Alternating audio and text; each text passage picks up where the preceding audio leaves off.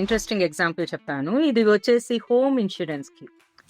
ఒకళ్ళు home insurance అంటే ఒంటారియోలో ఇల్లు కొనుక్కున్నారు. ఆ ఇంటికి ఇన్సూరెన్స్ తీసుకున్నారు. కానీ నెల రోజుల్లో బీసీకి మూవ్ అయిపోయారు. అప్పుడు ఇది రెంట్‌కి ఇచ్చేసారు. ఇక్కడున్న ఒంటారియోలో ఉన్న ఇల్లు రెంట్‌కి ఇచ్చారు. కానీ ఇన్సూరెన్స్ మటుకు హోమ్ ఓనర్స్ ఇన్సూరెన్స్ మీద లాగానే ఉండిపోయింది.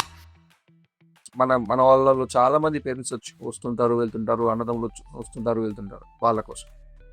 ఇది చాలా important insurance information that we need to give. ఎందుకంటే మన కమ్యూనిటీ ఈ మధ్యనే వస్తూ ఉన్నారు కెనడాకి. సో చాలా మంది విజిట్ చేస్తూ ఉంటారు ఇంకా ఇండియా నుంచి.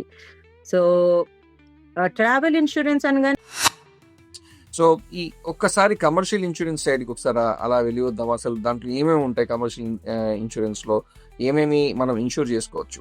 తప్పకుండా. సో కమర్షియల్ ఇన్సూరెన్స్ అనగానే మనకి అని అనుకునేది ఏం లేదు. ఇదేంటంటే any kind of business and business related exposures it will cover. So ఒక బిజినెస్ అనేది ఒక రెస్టారెంట్ అవ్వచ్చు, ఒక కన్వీనియన్స్ స్టోర్ అవ్వచ్చు, ఒక ట్రక్కింగ్ కంపెనీ అవ్వచ్చు, లేదా ఒక ఐటీ కంపెనీ అవ్వచ్చు. Anything, any company, any business can be covered under a commercial policy. And commercial పాలసీలో మనకి ఏంటంటే కమర్షియల్ లయబిలిటీ ఉంటుంది. అంటే ఆ బిజినెస్ రన్ చేసే ప్రయత్నంలో జరిగే ఏదైనా యాక్సిడెంట్స్ అనుకోవచ్చు, ఏదైనా డ్యామేజెస్ కావచ్చు. ఇందాక మరి మీరే చెప్పారు కదా, అదేంటి small premium can take a long way అని. చిన్న పెట్టుబడి మిమ్మల్ని ఎన్నో సంవత్సరాలు కాపాడుతుంది, ఎన్నో పరిస్థితుల్లో కాపాడుతుంది. ఒక కార్ ఇన్సూరెన్స్ కానివ్వండి, హోమ్ ఇన్సూరెన్స్ కానివ్వండి, ట్రావెల్ ఇన్సూరెన్స్, లైఫ్ ఇన్సూరెన్స్, ఇవన్నీ కూడా మనని డోమ్ లాగా ఫైనాన్షియల్ ప్రొటెక్షన్ అనేది ఇస్తుంది. మన జీవితాల్లో 2 రకాల భద్రతా వలయాలు ఉంటాయి, అంటే 2 సేఫ్టీ నెట్స్ అన్నమాట. ఒకటి వచ్చేసి మన ఫైనాన్షియల్ ప్లానింగ్, రెండోది వచ్చేసి మన హ్యూమన్ రిలేషన్స్, అంటే మానవ సంబంధాలు. ఈ రెండింటిని అర్థం చేసుకున్న వ్యక్తులు, అంటే ఈ రెండింటి యొక్క ప్రాముఖ్యతని అర్థం చేసుకునే వ్యక్తులు చాలా తక్కువ మంది దొరుకుతుంటారు మనకి. అలాంటి ఒక వ్యక్తిని ఇవాళ మనం కలవబోతున్నాం. So ladies and gentlemen, welcome to the CLTV podcast. ఈ పోడ్కాస్ట్ మీ గురించి, నా గురించి, మనందరి గురించి, మన మెంటల్ వెల్బీయింగ్ని, మన హెల్త్ని, మన ఫైనాన్షియల్ ఫ్రీడమ్ని అన్నిటినీ ఇంప్రూవ్ చేసుకునే ఒక తాపత్రయంలో ఈ పోడ్కాస్ట్ మనం కండక్ట్ చేస్తున్నాం. ఈరోజు అతిథి ఒక సంరక్షకురాలు, అంటే ఒక ప్రొటెక్టర్. ఎలా అని ఆలోచిస్తే తన క్లయింట్స్కి ఒక అద్భుతమైనటువంటి profitable and affordable insurance products చూపించటమే కాకుండా మన సంస్కృతిని, మన సంప్రదాయాలను, మన భాషను ముఖ్యంగా ప్రొటెక్ట్ చేస్తున్నటువంటి ఈ వ్యక్తి మనందరికీ సుపరిచితురాలే, శ్రీమతి గీతాదేశు గారు. ఇన్సూరెన్స్ అనేది ఎల్లప్పుడూ ఒక గందరగోళమైన విషయంగా మనం పరిగణిస్తుంటాం. ఇన్సూరెన్స్ తీసుకునే ముందు మనం చాలా డాక్యుమెంట్స్ చదవాలి, చాలా అయోమయానికి అది మనం గురి చేస్తూ ఉంటుంది. ఇలా ఎన్నో అర్థం కాని విషయాలు ఉంటాయి. కానీ ఈరోజు పోడ్కాస్ట్లో ఇలాంటి విషయాలన్నింటిపైన ఒక స్పష్టతను తెచ్చే ప్రయత్నం నేను చేశాం. కెనడాలో ఇన్సూరెన్స్కి సంబంధించిన వివిధ అంశాలపై మేము చర్చించాం. ఒక పెన్ను పేపర్ పట్టుకొని మీరు పోడ్కాస్ట్ వింటే బెటర్, ఎందుకంటే గీతాదేశు గారు చాలా అమేజింగ్ పాయింట్స్ షేర్ చేశారు. So folks, let's get into the podcast. Thank you so much for tuning in. Please like, share, comment and subscribe. మన మిగతా పోడ్కాస్ట్ కూడా మీరు వినండి, చూడండి. CLTV podcast is all about enhancing ourselves.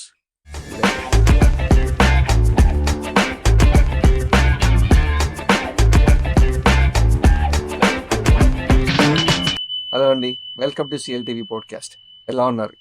బాగున్నాను, నమస్కారం. మీరు బాగున్నారా? All good ma'am, all good. First of all thank you so much.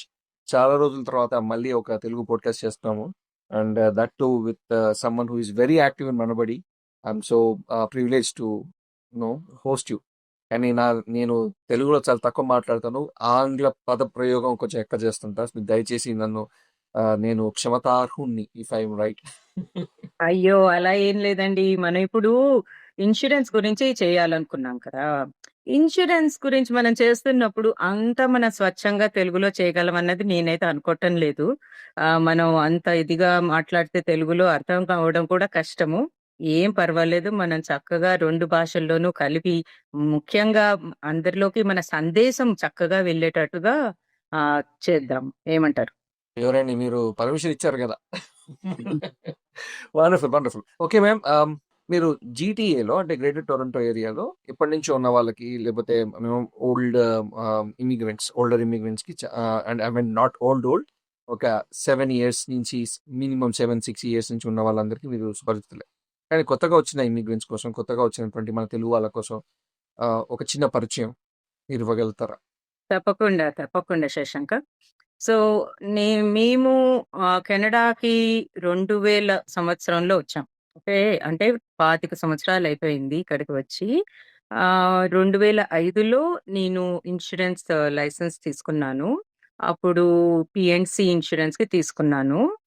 అంటే ప్రాపర్టీ అండ్ క్యాజుయాలిటీ అంటారు. తర్వాత ఆహ్, అందులో నేను జనరల్ ఇన్స్యూరెన్స్ చేస్తూ ఉన్నాను. తర్వాత నేను లైఫ్ ఇన్స్యూరెన్స్‌కి కూడా లైసెన్స్ తీసుకున్నాను. సో, ప్రస్తుతం ఇన్స్యూరెన్స్ రీత్యా ఎటువంటి ఇన్స్యూరెన్స్ కావాలన్నా కూడా కెనడాలోని ఒంటారియోలో నేను చేయగలను. అన్ని రకాల ఇన్స్యూరెన్స్ ప్రొడక్ట్స్ నేను ఆఫర్ చేయగలననమాట. ఎవరైనా క్లయింట్ నాకు కనుక కాల్ చేస్తే. అది ఒక లైఫ్ ఇన్స్యూరెన్సే అవ్వచ్చు, కార్ ఇన్స్యూరెన్సే అవ్వచ్చు, హోమ్ ఇన్స్యూరెన్సే అవ్వచ్చు, లేదా వాళ్ళ బిజినెస్ ఇన్స్యూరెన్స్ అవ్వచ్చు, లేదా వాళ్ళ కమర్షియల్ ఆటో అవ్వచ్చు, ఒక స్నోమొబైల్ అవ్వచ్చు, ఏదైనా కూడా చేయగలిగే ఆహ్, లైసెన్స్‌లు అంతే కాకుండా అనుభవం కూడా ఇప్పటికి చాలా సంవత్సరాలయిపోయింది నేను చేపట్టి. మీకు చెప్పాను గదా! 2005 నుంచి ఇన్స్యూరెన్స్ ఫీల్డ్‌లో ఉన్నాను ఇక్కడ కెనడాలో. సో, అది నా సింపుల్‌గా ఇన్స్యూరెన్స్ రీత్యా నా పరిచయము. Wonderful ma'am. That's a tremendous experience. Like 2005 నుంచి మీరు లైసెన్స్ ఇన్స్యూరెన్స్ ఏజెంట్‌గా పనిచేయడం స్టార్ట్ చేశారు. So, obviously you might have met lot of people. You might have మిమ్మల్ని చాలా మంది చాలా రిక్వెస్ట్ చేసుంటారు ఇన్స్యూరెన్స్ కోసం. సో, అలా చేసినటువంటి ఇన్స్యూరెన్స్ రిక్వెస్ట్‌లలో మీకు గుర్తున్నటువంటి ఏదైనా ఫన్నీ ఇన్సిడెంట్ ఉందా? నేను ఈ క్వెషన్ ఎందుకు అడుగుతున్నా, ఫస్ట్ క్వెషన్ ఇదెందుకు అడుగుతున్నా అంటే will start podcast with funny note. Then will get into the formal side of it. Because చాలా నేర్చుకునేది ఉంది మీ దగ్గర నుంచి ఇవాళ. So, yeah! Let's get into it. ఒక ఫన్నీ ఇన్సిడెంట్ చెప్పగలుగుతారా మీ ఇన్స్యూరెన్స్ జర్నీలో? యాహ్! గత 20 సంవత్సరాలుగా ఏదో ఒకటి అడపాదడపా కొన్ని హాస్యం అంటే నవ్వొచ్చే కొన్ని జరుగుతూ ఉంటాయి. అయితే ఈ మధ్య ఒకటి జరిగింది. ఒకళ్ళు నాకు మెసేజ్ చేశారనమాట. మీరు కార్ ఇన్స్యూరెన్స్ చేస్తారా అని. ఆహ్, ఇప్పటికి ఇంకా కమ్యూనిటీలో అందరికీ తెలీదు కదా! ఏదో రెఫరెన్స్ వచ్చినట్టుంది. సో, వాళ్ళు మెసేజ్ చేస్తే, "ఆ! చేస్తానండి కార్ ఇన్స్యూరెన్స్" అనంటే, డీటెయిల్స్ ఏం కావాలి అంటే అడిగాను. అన్ని మెసేజ్ పెట్టారు. కొటేషన్ చేసి పంపించాను. "ఓకే అండి. నాకు నచ్చింది మీ కొటేషను" అని చెప్పారు. వాళ్ళు నాకు మే 5 తారీఖున నాతోటి ఇవన్నీ మెసేజ్‌లు చేశారు. "అంతా బానే ఉంది" అని చెప్పి అన్నాక, "సరే మేడం నాకు మే 1 నుంచి ఇన్స్యూరెన్స్ కావాలి" అన్నారు. నాకొక్కసారిగా అర్థం కాలేదు. ఏంటి అడుగుతున్నారు? మే 5న నేను చేస్తే బ్యాక్ డేట్ ఎలా చేస్తారు? ఇన్స్యూరెన్స్ ఇది తెలిసి అడుగుతున్నారా? తెలియక అడుగుతున్నారా?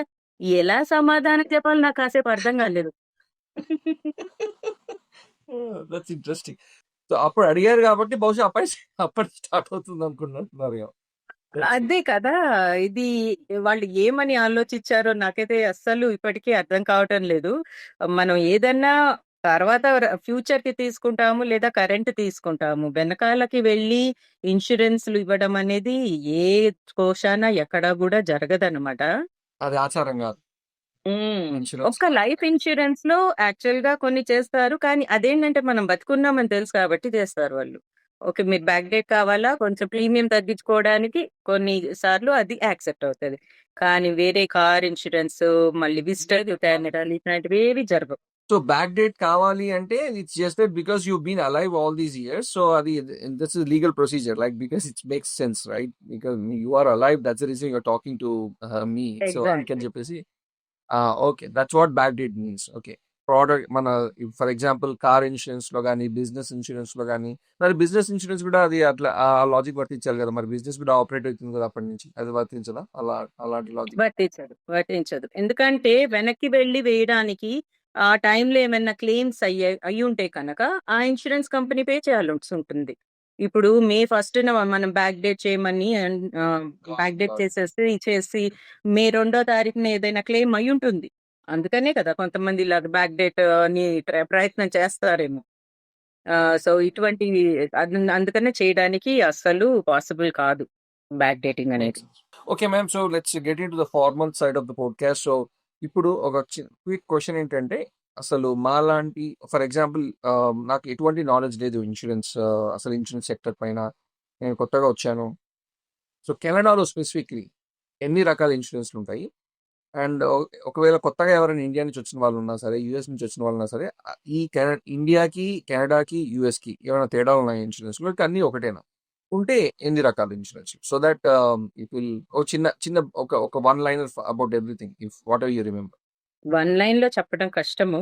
కానీ వీలైనంత తక్కువ కంటెంట్‌లో చెప్పడం ప్రయత్నం చేస్తాను. ఒకటేంటంటే మనకి ఇన్స్యూరెన్స్ అనేది ఒక ఫైనాన్షియల్ సపోర్ట్. ఇన్స్యూరెన్స్ ఎందుకు తీసుకుంటాము? ఏదైనా అనుకోని పరిస్థితుల్లో, అనుకోని సంఘటన జరిగినప్పుడు అట్లాంటి అనుకోని సంఘటనల్లో ఎన్నో రకాల ఇబ్బందులుంటాయి. ఎమోషనల్ ఇబ్బంది ఉండొచ్చు. తర్వాత ఫైనాన్షియల్ ప్రాబ్లమ్స్ రావచ్చు. ఇట్లాంటివన్నిట్లలో financial is something that we can plan or for which insurance can help. అందుకని ఇన్స్యూరెన్స్ తీసుకుంటాం. ఒక కార్ ఇన్స్యూరెన్స్ ఉందనుకోండి. కార్‌కి యాక్సిడెంట్ అయ్యి కార్ డ్యామేజ్ అవ్వచ్చు. అందులో ఉన్న మనుషులకి ఏమన్నా దెబ్బలు తగలడమో, హాస్పిటలైజ్ అవ్వడమో జరగొచ్చు.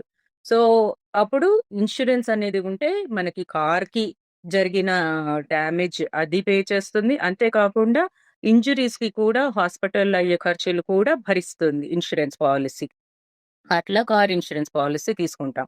అయితే యూఎస్‌కి, కెనడాకి పెద్దగా తేడా లేదు. మనము తీసుకునే పాలిసీలు చాలా పకడ్బందీగా తయారు చేసి ఇన్స్యూరెన్స్ అది ఏదైనా యాక్సిడెంట్ గనక జరిగితే ఒక కార్ యాక్సిడెంటో, హౌస్‌లో ఏదైనా వాటర్ డ్యామేజ్ అనుకోండి, ఫైర్ అనుకోండి, అలాగే డిజబిలిటీ ఇన్స్యూరెన్స్ ఇట్లాంటి వాటిల్లో మనిషికి ఏదన్నా జరిగినా ఇవన్నీ కూడా చాలా పకడ్బందీగా తయారు చేసిన పాలిసీలు. అందుకనే చక్కగా క్లెయిమ్ ప్రాసెస్ అనేది చాలా సాఫీగా జరిగిపోతుంది ఇక్కడ.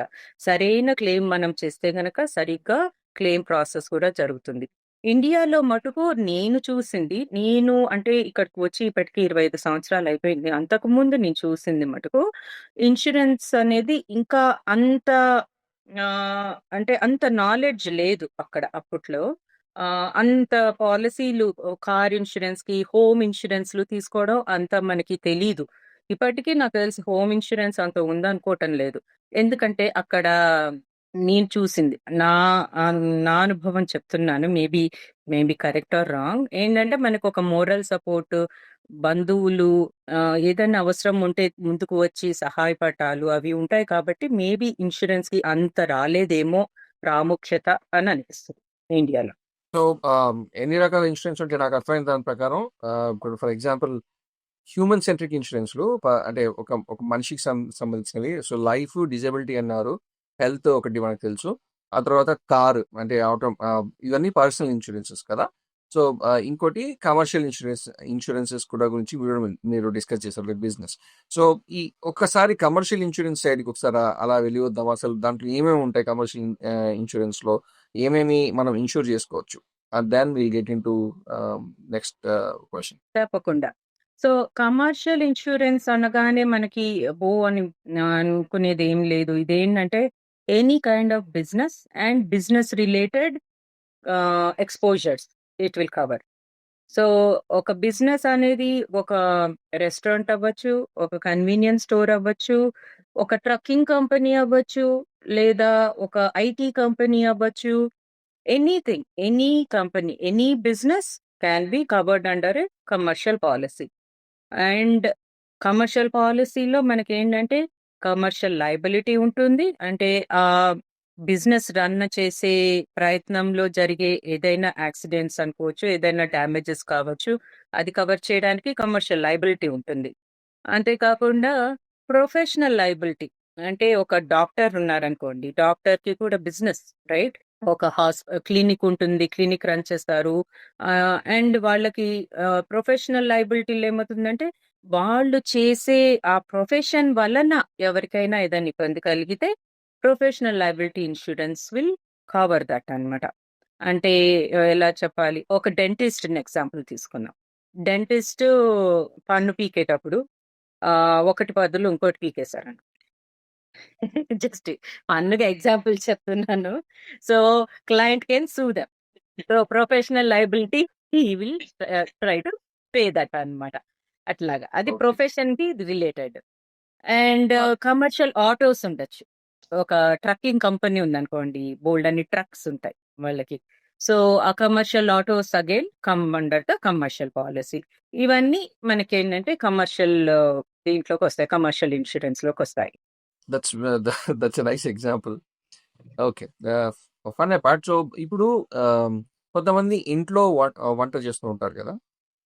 ఫర్ ఎగ్జాంపుల్ అంటే ఇప్పుడు గవర్నమెంట్ పర్మిట్ చేసే ఫర్ ఎగ్జాంపుల్ హోమ్ కుక్డ్ ఫుడ్‌లో we are not supposed to sell certain kinds of foods from home. అది as per government of Canada set of rules. But they are certain confectioneries కానీ, baking products కానీ you can sell them out. So, ఇలాంటి కాంటెక్స్‌లో ఎవరైతే ఇంట్లో నుంచి business not just okay food కాకుండా for example who is doing some carpentry in the garage. Commercial grade carpentry but from the garage. Or a painter like artist అనుకోండి, he is doing some painting. So, and he is earning money, he or she is earning money out of it. So, ఈ context లో ఇది personal and business రెండు combo కదా ఈ context లో. For example ఒక IT employee who's working remotely. So, ఇప్పుడు దీంట్లో ఇలాంటి సిచ్యువేషన్ ఎలా హ్యాండిల్ చేస్తారు ఇన్సూరెన్స్ లో? ఇప్పుడు నేను అలాంటప్పుడు హోమ్ ఇన్సూరెన్స్ లో మెన్షన్ చేయాలా, లేదంటే చేయొద్దా? వాట్ ఆర్ ది మీ అభిప్రాయంలో, సారీ, మీ ఎక్స్పీరియన్స్ లో చూసారా ఇలాంటి సిచ్యువేషన్స్ ఇప్పుడు? సో, ఒక బ్రోకర్ అంటే ఇన్స్యూరెన్స్ కోసం మీరు బ్రోకర్‌కి కాల్ చేస్తే ఆర్ కంపెనీ ఏజెంట్ వాళ్ళు హోమ్ ఇన్స్యూరెన్స్ చేసినప్పుడు there is one question that they need to ask. ఏంటంటే, is there any home based business అన్నది. అప్పుడు యూ నీడ్ టు మెన్షన్ డెఫినెట్‌గా. మనము దాన్ని దాచేసి పాలిసీ తీసుకున్నామనుకోండి. ఇందాక మీరొకటి చెప్పారు. ఫుడ్ బిజినెస్ ఏమన్నా రన్ చేసి అని అట్లాగా. సో, అది దానికోసం ఆ కేటరింగ్ చేయడం కోసం వంట చేస్తున్నప్పుడు ఫైర్ యాక్సిడెంట్ అయిందనుకోండి. ఇన్స్యూరెన్స్ కంపెనీకి తెలిస్తే గనక they can deny the claim. There is no doubt about it. వాళ్ళు 100% పే చేయము అని they can back off. So, అప్పుడు ఎవరిది ప్రాబ్లమ్? లైక్ ఎవరు భరిస్తారు ఆ డ్యామేజ్‌ని? రైట్? వాళ్ళే ఆ క్లయింటే భరించాల్సొస్తుంది అంత పెద్ద డ్యామేజ్. బట్ ఇఫ్ మనం కనుక పాలిసీలో ఇంక్లూడ్ చేసామనుకోండి, హోమ్ బేస్డ్ బిజినెస్ అన్నది మనం మెన్షన్ చేసి, మనం పాలిసీలో కనుక ఇంక్లూడ్ చేస్తే ఒక $100 సంవత్సరానికి ఎక్కువ పే చేస్తామేమో అంతే. కానీ తప్పకుండా ఎటువంటి హోమ్ బేస్డ్ బిజినెస్ మనం రన్ చేస్తున్నా కూడా మనం తప్పకుండా కంపెనీకి చెప్పాలి. ఇన్స్యూరెన్స్ కంపెనీకి. మనం ఎక్కడైతే హోమ్ ఇన్స్యూరెన్స్ తీసుకున్నామో వాళ్ళకి తప్పకుండా చెప్పాలి. అయితే కొన్ని బిజినెసెస్‌కి they may not include on the home policy. But ఎంత చాలా తక్కువ ప్రీమియంలో ఒక $40, $50 ప్రీమియంలో you can add it as a commercial policy separately. So, ఇవన్నీ కూడా మనకి ప్రావిజన్స్ ఉన్నాయి. ఏది కూడా చెయ్యలేము అన్నది లేదు ఇక్కడ. ఇన్స్యూరెన్స్ రీత్యా ఏదన్నా చేయగలం. కానీ మనం ట్రూత్‌ఫుల్‌గా ఉండి దానికి మనకు సరైన పాలిసీ అనేది తీసుకోవడం మన బాధ్యత. Wonderful ma'am. So, you have given మీరు ఇంతకుముందు చెప్పినట్టుగా కొన్ని ఇన్సూరెన్సెస్ పాలిసీస్, సారీ, క్లెయిమ్స్‌ని రిజెక్ట్ చేస్తారు అని. సో, మీ ఎక్స్‌పీరియన్స్‌లో ఎప్పుడైనా క్లెయిమ్స్ రిజెక్ట్ అయ్యాయా మీ క్లయింట్స్‌వి? అండ్ వాళ్ళు మిమ్మల్ని అప్రోచ్ అయ్యి హెల్ప్ చేయమంటే what have you done? At the same time what would you suggest for people who are going through new insurance policies? మీ ఎక్స్‌పీరియన్స్ ప్రకారంగా please let me know. Interesting example చెప్తాను. ఇది వచ్చేసి home ఇన్స్యూరెన్స్‌కి. ఒకళ్ళు home insurance అంటే ఒంటారియోలో ఇల్లు కొనుక్కున్నారు. ఆ ఇంటికి ఇన్స్యూరెన్స్ తీసుకున్నారు. కానీ నెల రోజుల్లో బీసీకి మూవ్ అయిపోయారు.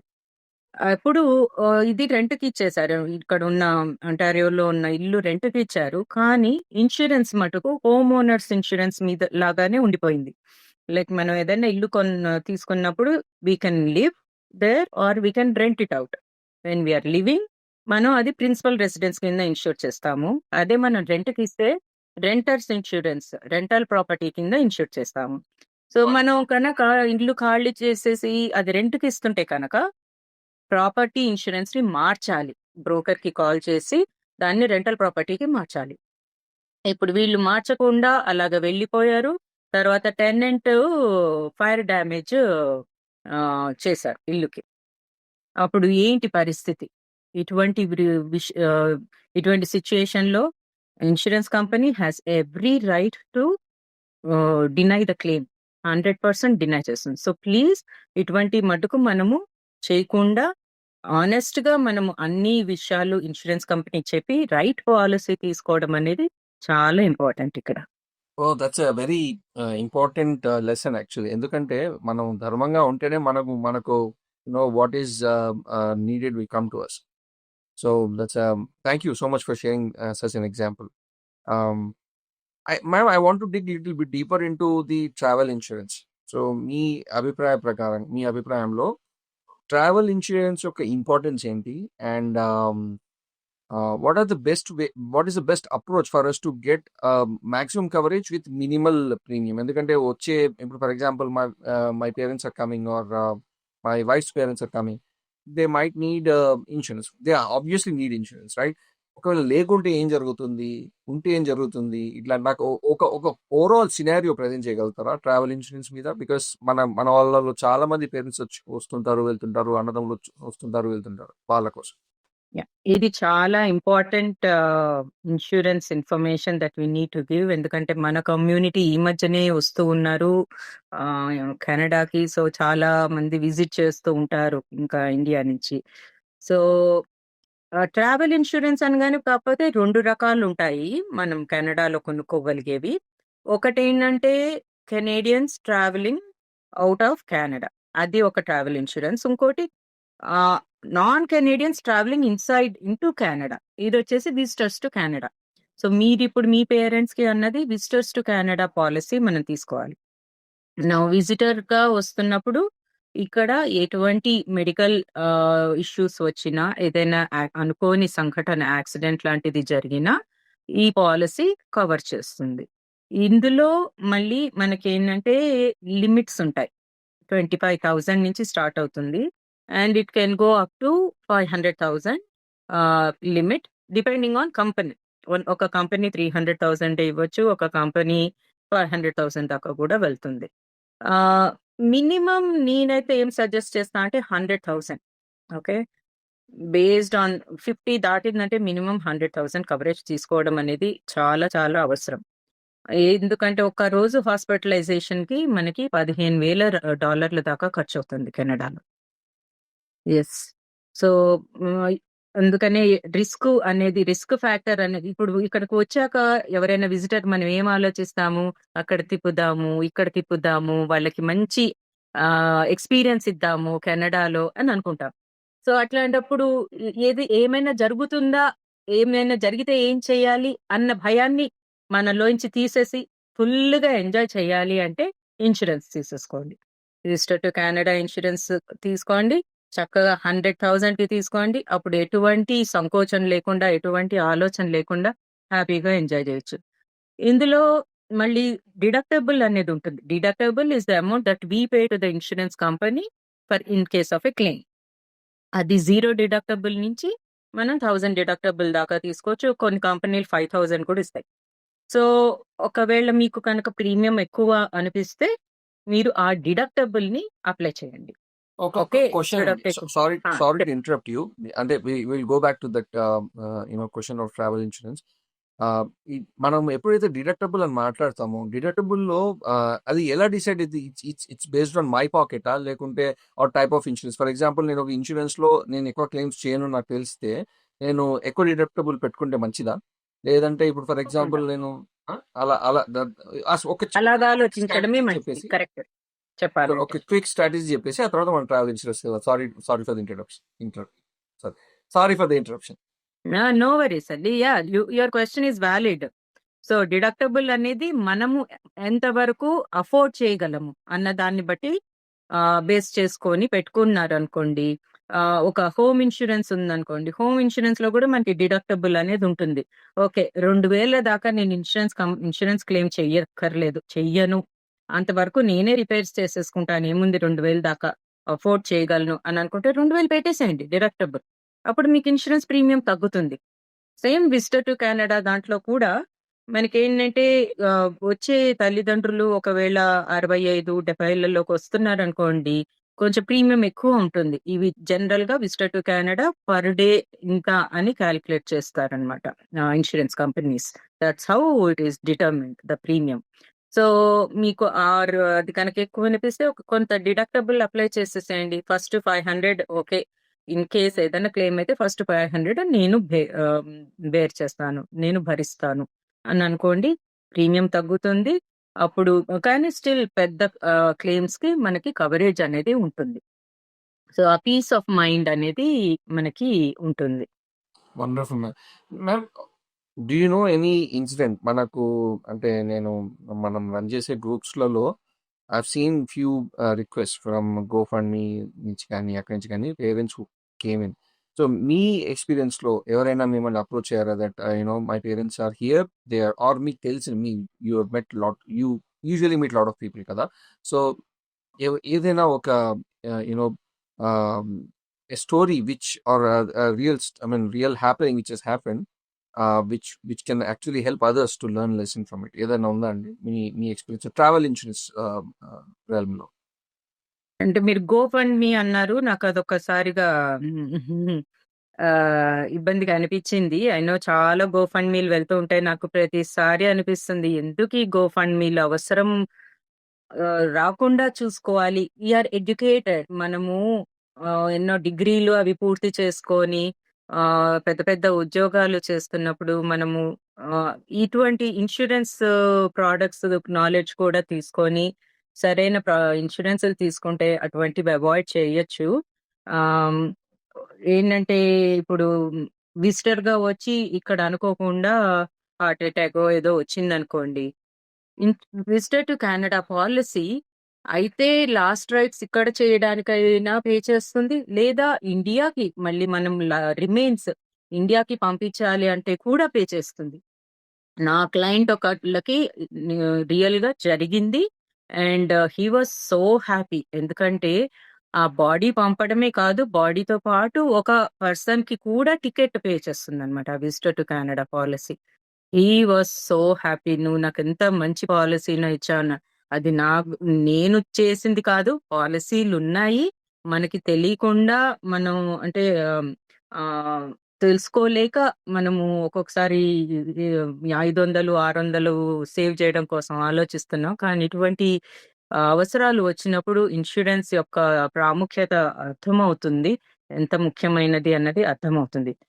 ఇన్స్యూరెన్స్‌కి మనం ప్రీమియం చేసినప్పుడు నేను అసలు దాన్ని క్లెయిమ్ చేయలేదు. ఇంత వేస్ట్ అయిపోయింది అని అనుకోకూడదు. ఇన్స్యూరెన్స్ అనేది నిజం చెప్పాలంటే మనం క్లెయిమ్ చేయకుండా ఉండడమే మనకు కావాలి. కానీ అవసరం వస్తే yes. It is there. So, ఇంకొక ఎగ్జాంపుల్ చెప్తాను. ఇది విజిటర్ టు కెనడాకి సంబంధించి మనం తీసుకోము కదా! అదే చెప్పా గదా! ఇందాక. దాని ప్రాముఖ్యత చాలా ఉంది. కానీ ఇంకా కూడా మనం కొంతమందిమి ఎందుకు ఈ ప్రీమియం పే చేయాలి అని తీసుకోకుండా ఉంటాము. ఆహ్, నాకు ఒక 10 సంవత్సరాల క్రితము ఇది నిజంగా జరిగిన సంఘటన కెనడాలో తెలిసిన వాళ్ళు ఆహ్, ఏమైందంటే ఇట్లాగే తల్లిదండ్రులు ఇండియా నుంచి వచ్చారు. వింటర్ అప్పుడే స్టార్ట్ అవుతుంది. సో, తండ్రి బయట నుంచి గార్బేజ్ పెడితే ఆ రీసైక్లింగ్ బిన్, గార్బేజ్ బిన్ లోపలికి తీసుకురావడానికని బయటికి వెళ్లారు.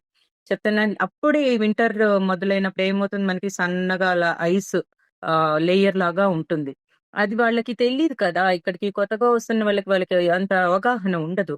ఆయన మామూలుగా ఒక జాకెట్ యేసుకొని ఎళ్ళిపోయారు. అక్కడ ఐసు తెలియలేదు. తీస్తుంటే కింద పడ్డారు. థై బోన్ ఇది అక్కడ ఫ్రాక్చర్ అయింది. ఆయన అక్కడే ఉన్నారు. లోపల ఉన్న వాళ్ళకి తెలీదు. Like almost half an hour తర్వాత ఈయన ఏరి అన్నది రియలైజ్ అయ్యి అప్పుడు బయట చూస్తే ఆ చలిలో కింద పడిపోయి లేవలేక ఆ చాలా ఇబ్బందుల్లో కనిపించారు. వీళ్ళు చాలా రష్ చేసి హాస్పిటల్ కి అంతా తీసుకువెళ్లారు. కానీ వీళ్ళు చేసిన తప్పేంటంటే పాలిసీ తీసుకోలేదు. Insurance policy. ఏం జరుగుతుందిలే, హెల్తీ పర్సనే కదా అని అనుకున్నారు. దాదాపు $25,000 ఖర్చయింది. ఇది నేను చెప్పేది 10 సంవత్సరాల క్రితం. అటువంటిది కనుక ఇప్పుడు జరిగితే జస్ట్ ఇమాజిన్. 50,000 తక్కువగా అవ్వదండి. సో దయచేసి ఎవ్వరు కూడా ఎటువంటి రిస్క్ తీసుకోవద్దని నా మనస్ఫూర్తిగా విజ్ఞప్తి చేస్తున్నాను. అయ్య బాబోయ్! It's a scary incident I would say. అంటే చాలా చూస్తుంటామండి. ఇప్పుడు గ్రూప్స్‌లలో కానీ, లేకపోతే ఫేస్‌బుక్‌లో కానీ చిన్న ఒక చిన్న premium could come a long way. చాలా ట్రబుల్స్‌ని మనం అవాయిడ్ చేయగలం. So, before we go to the conclusion of the podcast ma'am. So, what is the final message you want to give to our audience? ఇందాక మరి మీరే చెప్పారు కదా! అదేంటి small premium can take a long way అని. అదే రకంగా ఒక చిన్న పెట్టుబడి మిమ్మల్ని ఎన్నో సంవత్సరాలు కాపాడుతుంది. ఎన్నో పరిస్థితుల్లో కాపాడుతుంది. ఒక కార్ ఇన్సూరెన్స్ కానివ్వండి, హోమ్ ఇన్సూరెన్స్ కానివ్వండి, ట్రావెల్ ఇన్సూరెన్స్, లైఫ్ ఇన్సూరెన్స్ ఇవన్నీ కూడా మనని ఒక డోమ్ లాగా ఫైనాన్షియల్ ప్రొటెక్షన్ అనేది ఇస్తుంది. మనకి ఆహ్, ఏదన్నా అనుకోని సంఘటనలో మనకు ఆల్రెడీ ఒక ఎమోషనల్ ఆహ్, ఏమంటారు? ఎమోషనల్‌గా మనము డౌన్ అయిపోతాం. ఏదన్నా అనుకోని పరిస్థితి జరిగినప్పుడు. కానీ అటువంటి సమయంలో అట్‌లీస్ట్ ఫైనాన్షియల్ బర్డెన్ అనేది వాళ్ళకి లేకుండా ప్రొటెక్ట్ చేస్తుంది.